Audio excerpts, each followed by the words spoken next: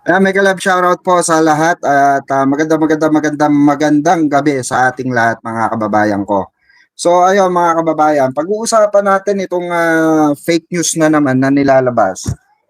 Oo, ng mga pro Duterte mga kababayan, no? At itong ang pag-usapan din natin itong pagdating po, oo, nung sinasabi nilang fake news. Oo, yung inaangkin po ng mga pro Duterte. Ito ang mahirap no mga kababayan.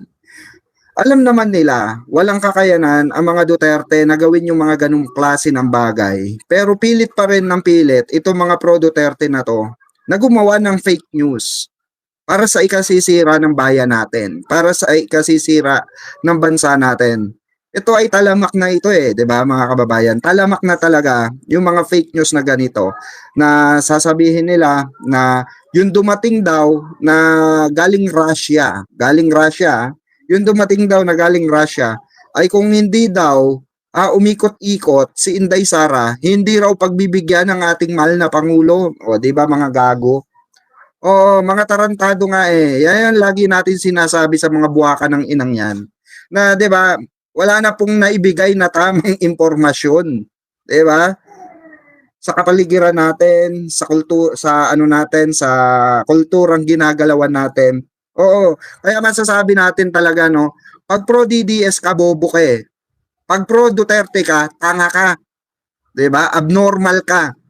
'Di ba? Bakit po? Kasi nga hindi mo nalalaman kung ano talaga yung sinasabi mo. First thing, pagka pro Duterte ka, pag tanga ka, ibig sabihin tanga ka sa argumento. Okay? Tanga ka sa mga pinapakalat mo. Katangahan yung ginagawa mo oh, dahil nga bulag ka sa sistema na ginagawa ng mga Duterte.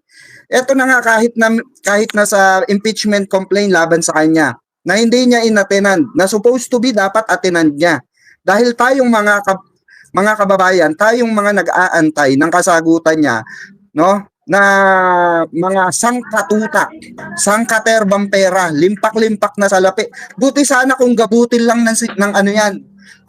Buti sana kung gabutin lang ng bigas yung nilustay na pera ng kaban ng bayan. Ay hindi po mga kababayan, milyon-bilyong piso po ang pumasok sa Office of the Vice President magmula nung sila ay naupo ni PBBM.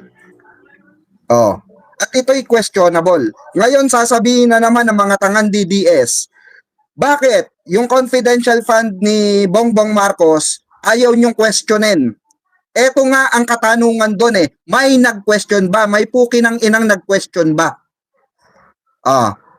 May naglabas ba? May pinakita ba ang COA? May nilabas ba ang COA report na merong anomalya doon sa confidential fund ni Pangulong Bongbong Marcos? Kung meron, well, kasuhan. Tama, mali. Diba? Tama, mali. Dapat kasuhan. Ang kaso nga wala Walang maipakita itong mga bobong ito. Lalo na si Mike Defensor. Mapunta tayo kay Mike Defensor, mga kababayan. Yung mga yan, yung mga hindorotot na yan. Ano ba ang nagawa niyan sa Pilipinas so far? Di ba kung hindi manggulo lang, guluhin ang sistemang ginagalawan ng politika ngayon. Pero literally, may nagawa ba sila sa bayan natin?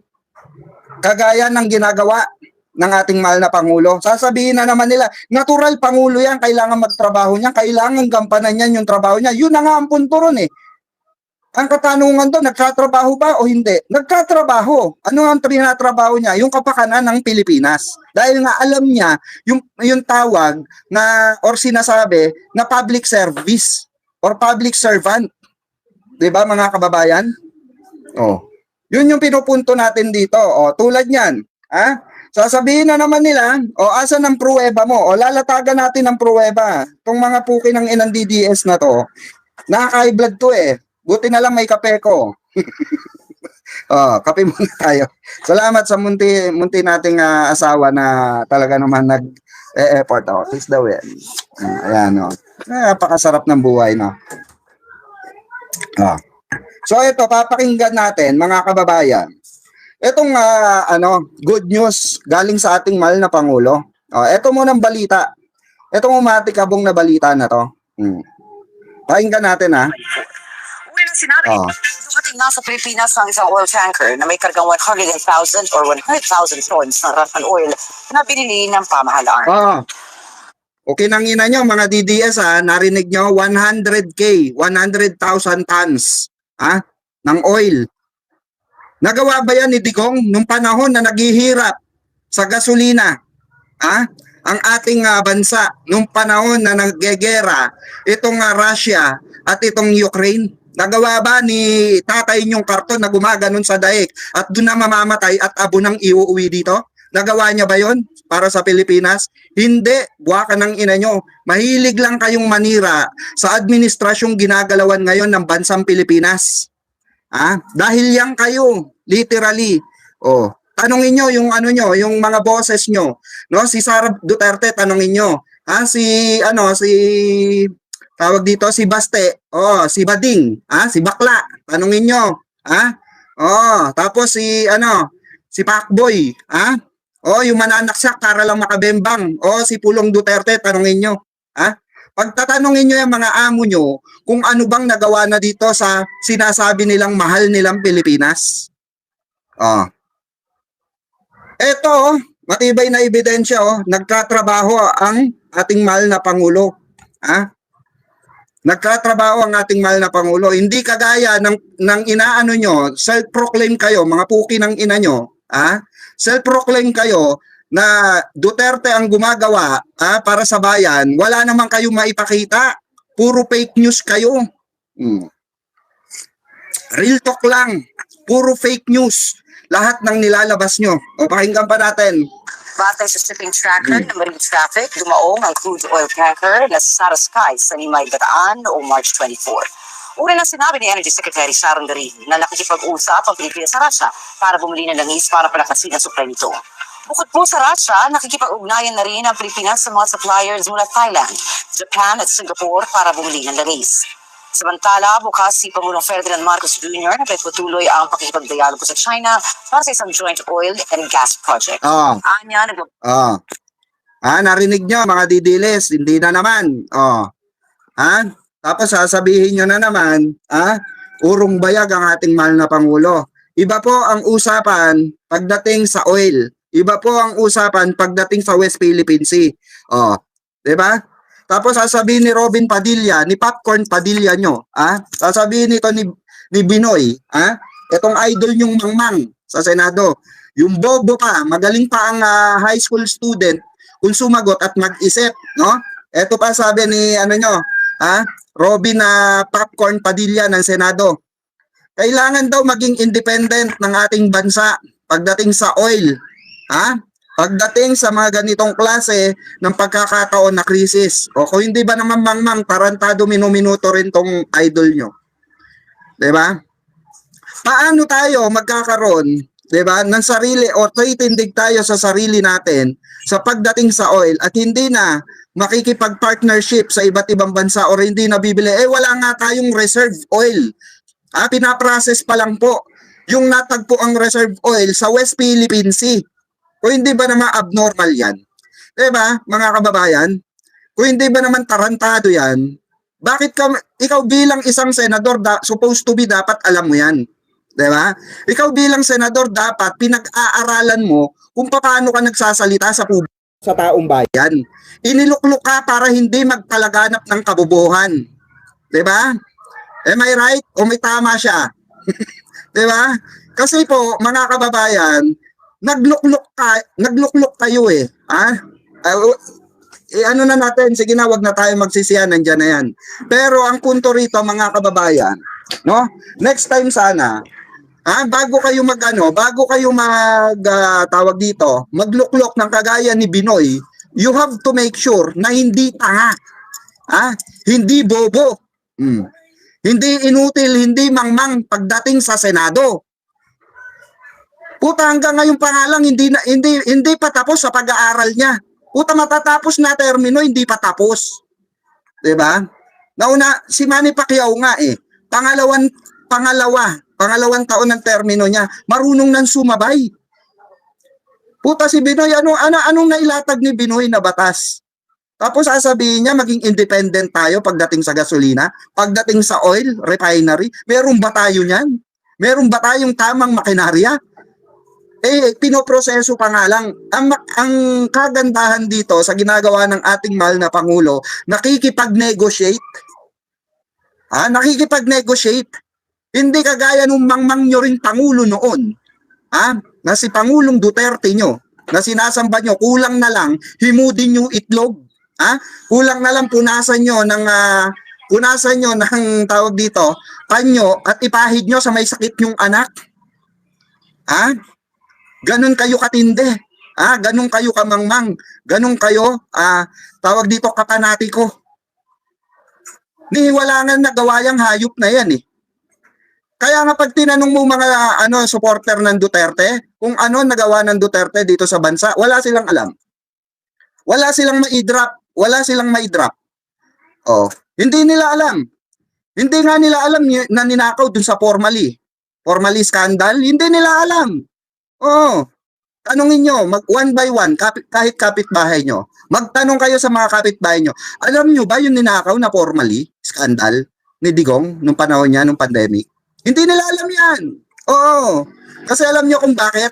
Nung panahon ni Duterte, walang fake news. Walang nagpapalaganap ng fake news. Tanging sila lamang ang nagpaumpisa ng waka ng inang fake news na yan. 'Di ba? Paano natin nasabi? Panoorin nyo to. Pakinggan nyo to. Paano mo sila pamilya na pera ng bayan? Kailangan ipaliwanag niya. Ipaliwanag niya yung yung kapatid niyang ipaliwanag kung hindi. Ito, pakinggan nyo ha. Yung paliwanag. Narahatan mo sa kanya sa impeachment. Guilty or not guilty? Not guilty. Bakit not guilty? Kasi Duterte kami. Kasi Duterte sila. Ano pong ginawa niya po sa naalala niyo? Basta okay sa amin. Kaya sa kahit na pinababalitan ko, yung 76.2 million na pera na taong bayan. Kailangan ipaliwanag niya. Ipaliwanag niya yung karapatan niyang ipaliwanag kung... Sa'yo mo, wag na. Hindi, ngayon paliwanag niya. Sabi ng buong balis na... Hindi ko. Oo, kuha ng totoo. At kung sa presidente na masabi mo? Vice President lang muna, huwag na presidente. Ano hatong mo sa kanya sa impeachment? Guilty or not guilty? Not guilty. Bakit not guilty? Yung wala naman siyang ginagawa. So, okay sa'yo na hindi niya na ibalik 73.2 million. Ay, hindi. Kaya pinababalitan ko. Ay, hindi. Dapat balikan po yan sa bayan yan eh. Tapos sa presidente na masabi mo? Ay, sa kanya hindi ko siya ipupo. Kasi, nakita nyo? Narinig nyo? Ganon hindi kamulat mga kababayan ko. Ganon hindi kamulat sa sistema ng pagnanakaw itong mga tinatawag na pro-DDS. 'Di ba? May halimbawa na tayo. Halimbawa na natin si nanay at si ate. Na sila mismo mga kababayan, hindi po nila naiintindihan yung tamang kaisipan. So ngayon nung nilatagan sila ni Biyahe Nicoy ng mga ebidensya, 'di ba? Biglang nagbago ang pananaw. Yun yung sinasabi natin.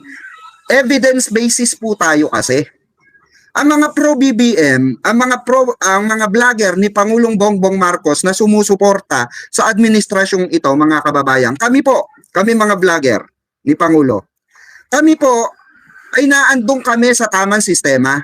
Naandoon po kami sa may tinatawag na fact check or evidence basis, mga kababayan. Naandyan po kami. Kaya never ever kayong makakakita or makakarinig sa mga BBM vlogger na fake news kagaya nila Banat Bay. Di ba naglalatag tayo ng evidence? Kagaya nito, balita, di ba? Kagaya dyan sa thumbnail natin nakalagay 100,000 tons dumating dito sa Pilipinas. 100,000. Pero yan po ay inaangkin ng mga pro-Duterte. Ang sabi nila, si Inday Sara daw ang nakipag-usap saan? Sa Russia. Kung hindi ba naman mga tarantado to, 'di ba? Kung hindi ba naman mga hindorotot itong mga pro-Duterte na to, kukunin nila yung kredito na ginawa ng ating administrasyong Bongbong Marcos. Kaya daw, ang sabi nila, kaya daw pumupunta sa iba't ibang bansa si Inday Lustay, para daw kumausap ng mga makikipag-tie up daw dito sa Pilipinas. Oo, ganyan kamangmang yung mga yan. Pero nung hinihingan sila ng ebidensya na merong pag-uusap, wala po. Wala silang maipakita. Oo. Tayo kasi dito, pag sinabi natin na kredito sa Pangulong Bongbong Marcos to, kay Pangulo, kredito yan. Bakit po? Bakit po? Dahil siya po ang Pangulo ng Bansang Pilipinas. Hindi po pwede na na mag-a-under ka. Undergo ka ng pakikipag-meeting, kailangan mong dumaan sa Pilipinas at nakikipag-negotiate lang ang Bansang Pilipinas through PBBM. Tandaan nyo po yan. Si PBBM lang po ang may karapatan, no, makipag-meeting sa matataas. Sa matataas po, hindi po pwede i-bypass yan ni Sara Lustay. Oh. Eh di sana, at sinabi dito sa balita na to, pakinggan nyo Oh. Dumating na sa Pilipinas ang isang oil tanker na may kargang 100,000 or 100,000 tons ng Russian oil na binili ng pamahalaan. Batay sa shipping tracker ng Marine Traffic, dumaong ang crude oil tanker na Sara Sky sa Limay Bataan noong March 24. Una na sinabi ni Energy Secretary Sharon Garin na nakikipag-usap ang Pilipinas sa Russia. Hindi na nangis para palakasin ang supply nito. Bukod po sa Russia, yan yung inaangker ng mga DDS. Si Sara daw ang nakikipag-usap sa Russia. O, di ba? Ganun kaliteral na mga fake news niyang mga tarantado na yan. Yung mga tarantadong DDS supporter na yan, ganyan sila kabobo at katanga. Tapos, sasabihin nila, para lang ma-discredit sa ating mahal na Pangulo yung trabaho. 'Di ba? Nakita nyo ba nakipag-meeting si tawag dito, si Sara Duterte sa Russia? Hindi, 'di ba? Never. Nakita nyo bang umatin siya ng sa summit? Hindi, 'di ba? Kasi pangulo lang. Pangulo lang po. Ang may karapatan makipag-negotiate sa kapwa presidente nila. Tandaan nyo po yan. Hindi pwede ang vice presidente.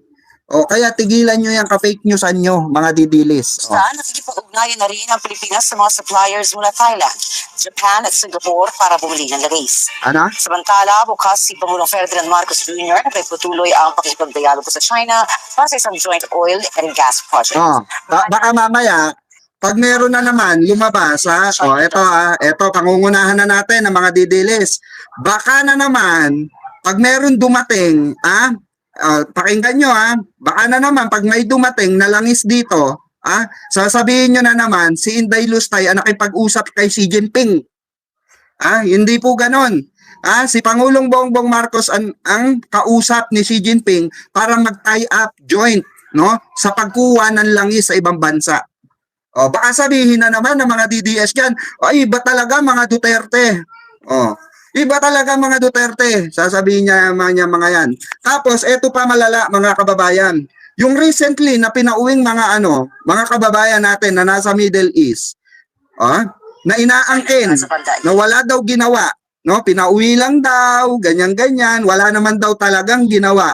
Ang pamahalaan, no, gastos pa daw nila, pagkain pa daw nila, yun yung sinasabi ng mga DDS. Pagkain pa daw nila, wala man lang daw silang accommodation, nasa isang sulok lang daw sila, pinabayaan lang sila, inantay lang daw nila yung inantay lang daw nila yung eroplano. Eto, papakita tayo ng evidence. Sabi ko nga sa inyo mga kababayan, puro ebidensya tayo, wag tayo sa puro fake news, 'di ba? Eto. Ano sabi mo? Ito pakitaan natin ng hindi fake news tong mga to.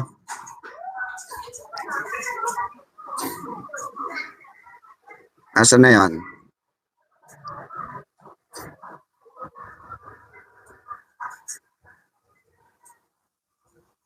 From Bahrain. Ito Philippines. Ito yung sinasabi ng mga DDS na fake news. Okay? Ito literal. Literal, yung mismong kababayan natin Pilipino from Bahrain pa. Ito pakinggan nyo. Ito po ang journey namin from Bahrain to Philippines. So, nag-assemble nga po kami sa Intercontinental Hotel ng morning, March 20.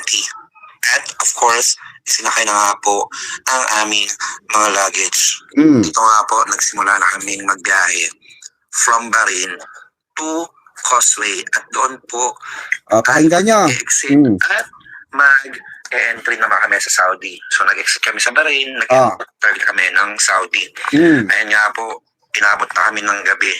Kasi nga syempre, it will take time. Kasi lahat ng kasama namin, including kami, ay dadaan sa immigration. Tama. So nasa Saudi na po kami nito. Ayan. So, documented ni Sir. Yung naging biyahe namin. Kasama na doon yung pag-exit ng Bahrain at pag-enter ng Saudi. Ayan nga. At sinalubong kami ni Miss PY. Sinong sumundo?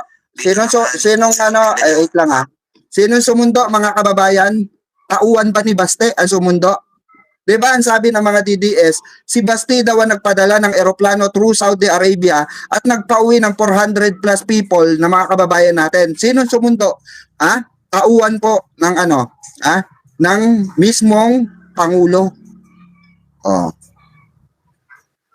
Hotel. Kasi hindi pa kami fa-flight niyan. So March 20, yan ng gabi. Dito nagtatanong din sila kung baka may iba pa kami kailangan, meron bang may sakit. Sagot talaga nila lahat.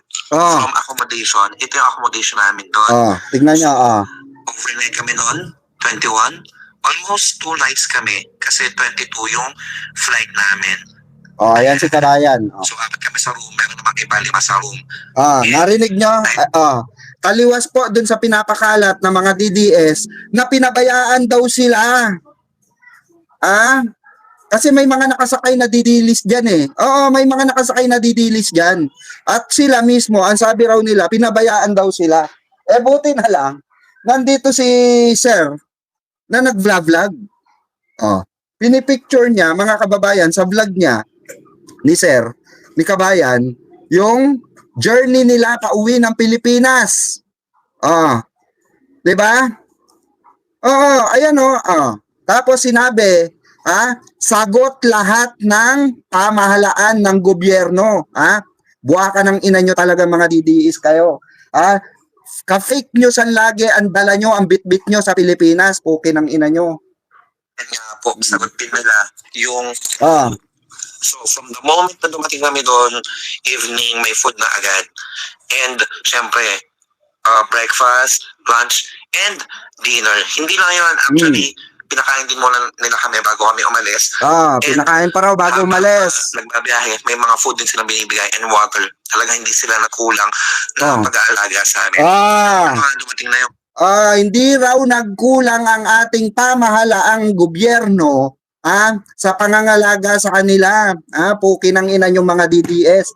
Kahit kailan talaga kayo. Mga literal kayong fake news. Mga fake news peddler kayo. Ito, papakita tayo ng isang klase ng DDS vlogger na literal na fake news. Ito ito yung fake news na DDS. Pakita natin dito mga kababayan. Yung mga nagpakalat niyan. Ito.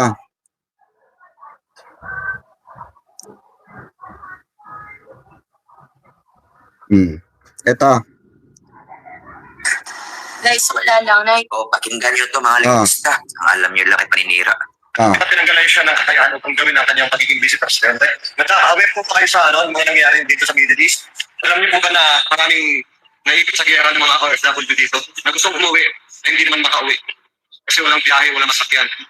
Pero sino yung tumulong? Di ba si Baste? Yan ang resulta ng pagpunta ni vice presidente natin sa ibang bansa. Tahimik lang sila kumikilos. Makinig ka, madam. Papaliwanag ko sa iyo at ipapaintindi ko pa paano mag-isip ang mga Duterte. Hindi na nila pinapakita yung proseso.